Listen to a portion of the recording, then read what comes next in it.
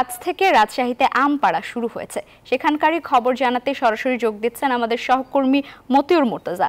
মুর্তজা, রাজশাহীতে প্রথম দিনে আমের কেমন দাম মিলছে?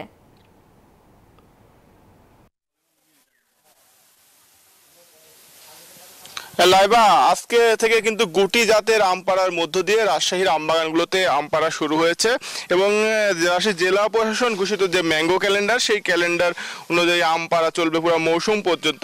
আজকে যেহেতু গুটি জাতের আম পাড়ছেন আম চাষিরা, এরপরে পর্যায়ক্রমে আম পাড়া হবে গোপালভোগ, ফজলি, ল্যাংড়া, রূপালী, কাটিমন, গৌরমতি এবং এছাড়া যে বাড়ি 11 আম রয়েছে সেই আমটি সারা বছরই সংগ্রহ করা যায়। আর রাজশাহী জেলা এবার তীব্র তাপপ্রবাহ ছিল, সেই সাথে বৃষ্টিও ছিল না বললেই চলে, সে কারণে আমের উৎপাদন কিন্তু অনেকটাই কম। কৃষি বিভাগ বলছে যে গত বছর যেখানে আমের মুকুল এসেছিল 94%, সেখানে এবার আমের মুকুল এসেছে মাত্র 84%। আর তীব্র তাপপ্রবাহে আমের মুকুল ঝরে পড়েছে প্রায় 5 থেকে 10%। ফলে আমের উৎপাদন কম হয়, আমের দাম কিছুটা বৃদ্ধি থাকবে।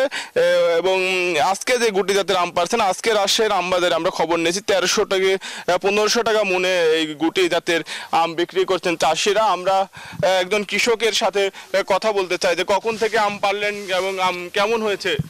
এবার আম কম, আমটা সকাল থেকে নি পাড়া হচ্ছে। এবার আমের দামটা বেশি, গতবার কম ছিল, এবার 1500 টাকা মন এই আমটা বেচেছে গুটি আষাঢ়ের আম। ধন্যবাদ আপনাকে। উনি যেমনটি বলছিলেন যে সকাল থেকে আম পারছেন, তবে আমের উৎপাদন কম। আর এই গুটি জাতের আমটি মূলত আচারে ব্যবহার হয় এবং তারা আচারের জন্যই বাজারজাত করছেন এই জাতের আম। এই ছিল রাজশাহী থেকে সর্বশেষ। লাইবা ফিরে যাচ্ছে আপনার কাছে। মুর্তজা, ধন্যবাদ আপনাকে। দর্শক, রাজশাহী থেকে সরাসরি যুক্ত ছিলেন আমাদের সহকর্মী মতিউর মুর্তজা, জানাচ্ছিলেন আমের খবর।